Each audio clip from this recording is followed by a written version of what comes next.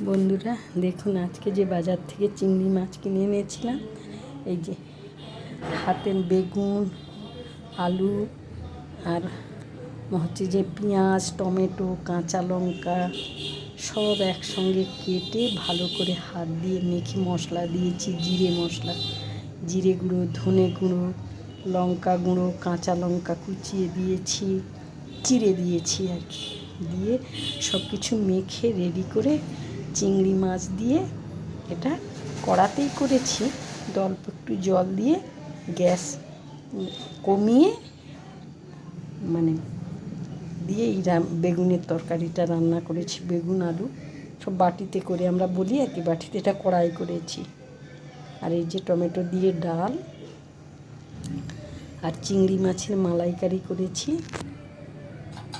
এই যে দেখুন, চিংড়ি মাছের মালাইকারি আর আলু ভাজা, ঢেঁড়স ভাজা, আর এটা একটা ভেজ, সব কিছু সবজি দিয়ে একটা ভেজ তরকারি রান্না করেছি। এই রান্না করেছি। দেখুন, আপনাদের যদি ভালো লাগে আপনারা আমাকে সাবস্ক্রাইবার দিন, ভিউ দিন, লাইক দিন, কমেন্ট লিখুন দয়া করে। আমি খুব খুশি হব।